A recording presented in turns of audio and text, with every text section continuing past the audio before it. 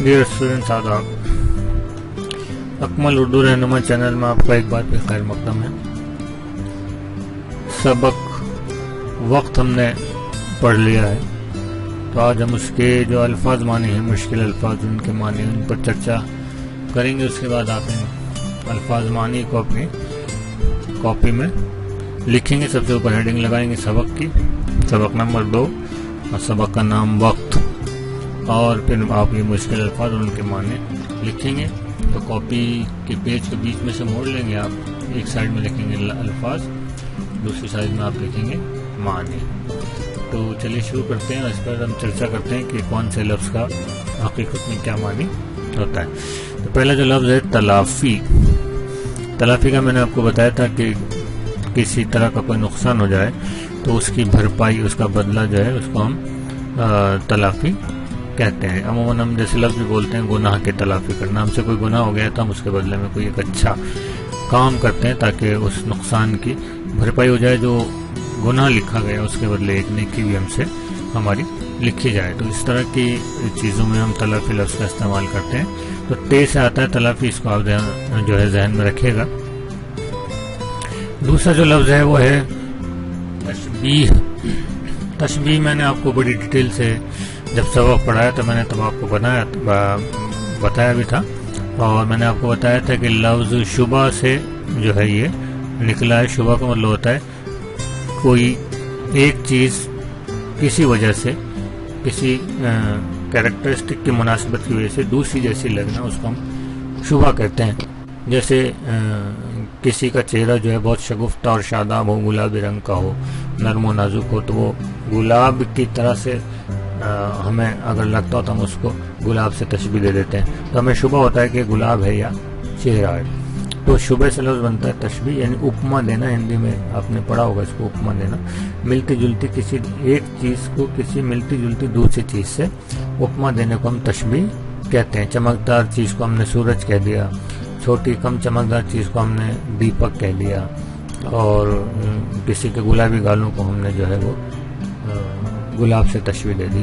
किसी का चेहरा काला है तो हमने उसको तवे से तशबीह दे दी। कोई कम अक्ल है तो हमने उसको गधा कह दिया। तो ये सब तशबीहात कहलाती हैं। तो यहाँ लिखा है किसी एक चीज़ का किसी चीज़ से मिसाल देना, इस बुनियाद पर कि उन दोनों में कुछ मुनासिबत हो, कुछ शबाहत हो, कुछ जो है वो सिमिलरिटी। तो तीसरा जो लफ्ज़ है वो है फरागत। ये एक लफ्ज़ आपने पढ़ा होगा, फारिग होना।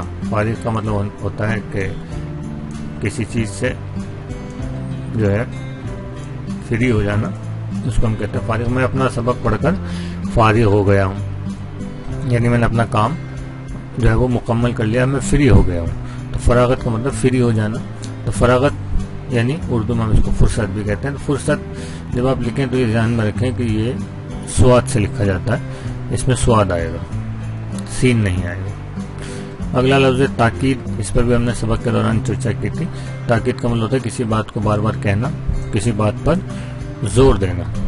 ये सही माने है ताकीद का। ताकीद क्यों की जाती है? किसी काम को करवाने की कोशिश को भी ताकीद कहते हैं। और कई बार बच्चा जब कोई बात बार बार कहता है तो उसके पीछे जो वजह होती है वो होती है ज़िद। तो ज़िद के माने में भी यहाँ इन्होंने इसको लिखा है, हालांकि ये एग्जैक्ट मीनिंग नहीं है। तो ज़िद के माने में भी हम इसको इस्तेमाल कर सकते हैं। जब आपको मालूम है किसी बच्चे को ज़िद लगी है, मुझे गुब्बारा लेना है, तो बार बार आपको कहेगा गुब्बारा दिलाओ, गुब्बारा दिलाओ, गुब्बारा दिलाओ। तो ये ताकीद है, यानी वो एक ही बात को बार बार कह रहा है। तो अगले लफ्ज़ की तरफ चलते हैं। ये है कसल। काफ पर ज़बर है और सीन पर भी ज़बर है। किताब में जब मैंने पढ़ा तो मुझे लग रहा था कि उसमें शायद पेश बनाया गया है, तो वो पेश अगर है तो वो गलत है। कुसल नहीं है, ये लफ्ज़ है कसल। तो हम इसको कसल पढ़ेंगे। कसल के माने होते हैं काहिली और सुस्ती। सुस्ती को हम कहते हैं कसल। तो कोई आदमी जब सुस्ती दिखाता है या काहिली दिखाता है तो हम कहते हैं कसल। अगला है आरास्ता। आरास्ता लफ्ज़ आपने सुना होगा, आरास्ता हो पैरास्ता। तो आरास्ता का मतलब होता है सजा हुआ, संवरा हुआ, सजा हुआ। जैसे कोई मेहमान आने वाला होता है तो आप अपने कमरे को आरास्ता कर लेते हैं, व्यवस्थित कर लेते हैं। ڈیکوریٹ کر لیتے ہیں، تو سجا ہوا یا ویوستھت کے معنی میں آراستہ لفظ کا استعمال کیا جاتا ہے۔ اسی طرح سے ایک لفظ ہے بیت، اس پر بھی میں نے آپ سے سبق کے دوران چرچا کی تھی۔ بیت کا مطلب ہوتا ہے شیر، اور بیت کا مطلب جو ہوتا ہے گھر بھی ہوتا ہے۔ ایک بیت کا مطلب اسی کا مطلب گھر بھی ہوتا ہے۔ بیت تلفظ جو ہے اس کا تھوڑا سا الگ ہے، تو بیت یعنی شیر اور بیت یعنی گھر، جیسے بیت الخلا ٹوائلٹ کو ہم کہتے ہیں، یا کیا نام ہے، اسی طرح سے بہت سارے الفاظ ہیں جہاں ہم بیت لگا کر گھر کے معنوں میں ان کو استعمال کر لیتے ہیں۔ تو یہ دو لفظ ہے بیت، اور ایک عربی کا بیت بھی ہے جس میں بیچ میں عین آتا ہے، اس میں ہوتا ہے کوئی معاہدہ کرنا، تو بہرحال وہاں تک ہم نہیں جائیں گے۔ تو بے یہ تے جالا والا جو بیت ہے وہ شیر کے معنوں میں اور گھر کے معنوں میں، دونوں معنوں میں استعمال ہوتا ہے۔ تو کتاب میں جو ہے اس سبق میں جو ہے وہ شیر کے معنوں میں استعمال ہوا ہے، اس لیے ہم نے اس کو بیت کہا ہے۔ اسی سے ایک لفظ بنتا ہے بیت الغزل، یعنی غزل کا شعر، خالص غزل کا جو شعر ہوتا ہے اس کو بھی بیت الغزل کہتے ہیں، غزل کا شعر۔ ال لگ گیا ہے، یہ میں چرچا کر چکا ہوں ال کی آپ سے پچھلے سبق میں۔ ال دا کے معنوں میں استعمال ہوتا ہے، عربی کا یہ قاعدہ ہے ال، تو بیت الغزل، غزل کا شعر۔ یہاں دیکھیں اگلا لفظ ہے بے ثباتی۔ یہ جو بے ہے یہ ایک طرح سے اپسرگ پرتی ہوتے ہیں، سابقہ لاحقہ کہتے ہیں اردو میں، تو یہ سابقہ ہے بے، یہ اپسرگ ہے، پہلے لگا دیا ہے، تو اس کا مطلب ہوتا ہے یہ اپوزٹ ہو جاتا ہے۔ ثبات کا مطلب ہوتا ہے ٹھہراؤ، بے ثباتی جس میں ٹھہراؤ نہ ہو، تو جس میں ٹھہراؤ نہیں ہوتا ہم اس کو بے قراری بھی کہہ سکتے ہیں ویسے تو، اور بھی بہت سارے نہیں، لیکن صحیح جو لفظ ہے وہ ہے ٹھہراؤ نہ ہونا، کسی چیز کا ٹھہراؤ نہ ہونا، کسی چیز کا ہمیشہ نہ رہنا، یعنی اس کا تغیر پذیر ہونا، تبدیل ہوتے رہنا۔ جیسے وقت ہے، وقت کبھی بھی ٹھہرتا نہیں ہے، رکتا نہیں، چلتا رہتا ہے، تو جس میں ٹھہراؤ نہ ہو ہم اس کو بے قرار بھی کہہ سکتے ہیں۔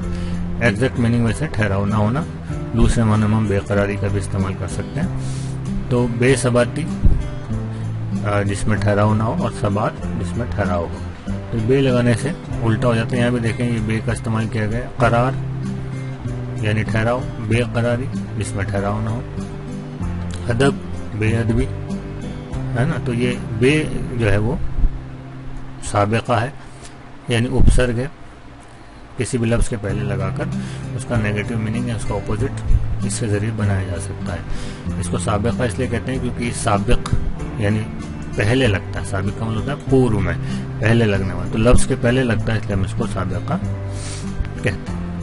اگلا لفظ دیکھیں کہ یہ ہے غبی۔ غبی کہتے ہیں کم عقل کو یا بیوقوف کو، یا صحیح بات ہے کند ذہن کو، جس کے ذہن تھوڑا سا کند ہو، جو کم عقل ہو، اس کو ہم غبی کہتے ہیں۔ اگلا لفظ دیکھیں ذلیل، یہ زال سے لکھا ہوا ہے، ذلیل کا مطلب ہوتا ہے جس کی عزت نہ ہو، بے عزت، اور جو بے عزت ہوتا ہے اسے ہم بدنام اور رسوا بھی کہہ سکتے ہیں، تو یہ ذلیل۔ اگلا لفظ ہے امراض۔ دراصل یہ مرض کی جمع ہے، یہ آپ دیکھ رہے ہیں مرض، مرض یعنی بیماری۔ تو یہاں اس میں جو اہم بات ہے وہ آپ کو جو ذہن میں رکھنی ہے وہ یہ ہے کہ زوات سے لکھا جاتا ہے، زال زے زوئے وغیرہ اس میں استعمال نہیں ہوتی، تو مرض کی جگہ مرض کی جو جمع ہے وہ مرضوں نہیں ہے، امراض ہے۔ اگلا جو لفظ ہے وہ دیکھیں آپ مبتلا۔ مبتلا کا مطلب ہوتا ہے کسی چیز میں پھنس جانا، کسی چیز میں گھر جانا یا الجھا ہوا، جیسے ہم کہیں کہ حامد بخار میں مبتلا ہے، یعنی بخار میں گھرا ہوا ہے، یہ ہے مبتلا۔ میسر ہندی میں کہتے ہیں اپلبدھ ہونا، تو حاصل ہونا، میسر کا مطلب حاصل ہونا۔ مجھے جو ہے وہ موبائل فون میسر نہیں، یعنی میرے پاس موبائل فون نہیں ہے، مجھے اپلبدھ نہیں ہے، مجھے حاصل نہیں۔ شغل، شغل کا مطلب ہوتا ہے کام، اسی سے بنتا ہے مشغلہ، آپ اس کے آگے میم لگا دیجئے اور یہاں پر آپ اس کو چھوٹی ہی لگا دیجئے تو یہ جائے گا مشغلہ، تو شغل مشغلہ یعنی کام۔ سود مند، اب یہاں دیکھیں مند جو ہے یہ پرتیہ ہے، یہ لاحقہ ہے کیونکہ اس لفظ کے پیچھے لگا ہوا ہے۔ سود کا مطلب ہوتا ہے فائدہ، سود مند فائدہ مند، یہاں بھی مند لگا ہوا ہے۔ فائدہ مند یا نفع بخش، جس سے ہمیں نفع حاصل ہو، جس سے ہمیں سود حاصل ہو، جس سے ہمیں کوئی چیز بڑھ کر ملے. سود کا مطلب ہوتا ہے بڑھ کر ملنا، تو سود مند یعنی نفع مند. تو یہ والا پڑھتی ہے یعنی لائقہ لگا کر اور بھی بہت سے لفظ بنتے ہیں، جیسے درد مند یعنی درد والا، سود مند، درد مند. تو یہ مند جو ہے وہ سابق لاحقہ ہے.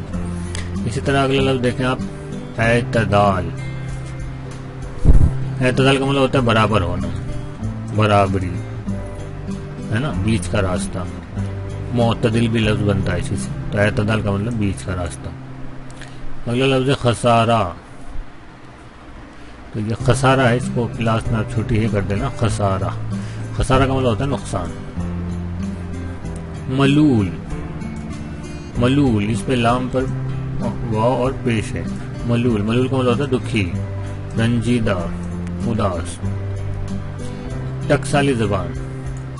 ٹکسالی زبان ایکچوئل میں اس کو زبان کو کہتے ہیں جو با محاورہ ہو اور جسے بہت سدھے ہوئے طریقے سے جو بولی جاتی ہو، جو ایگزیکٹ زبان ہو. ایسی زبان جو اوتھینٹک ہو. ٹکسال کہتے ہیں جہاں نوٹ چھپتے ہیں، سکے ڈالے جاتے ہیں. تو کیونکہ نوٹ اور سکے اوتھینٹک ہوتے ہیں، ان کو کوئی انکار نہیں کر سکتا، وہ سب جگہ چلتے ہیں. اگر آپ دیکھیں کاغذ کے نوٹ، اس پہ لکھا ہوا ہے 100 روپے، تب کاغذ پہ کسی دوسرے کاغذ پہ آپ 100 روپے لکھ دیں تو اس کی کوئی ویلیو نہیں. لیکن یہی ٹکسال سے چھپا ہوا کاغذ، اس پر جو 100 روپے لکھے ہوئے ہیں تو اس کو آپ کو 100 روپے کے برابر، اسی کی مقدار کے برابر اس کا آپ کو اماؤنٹ ملتا ہے، چیزیں ملتی ہیں.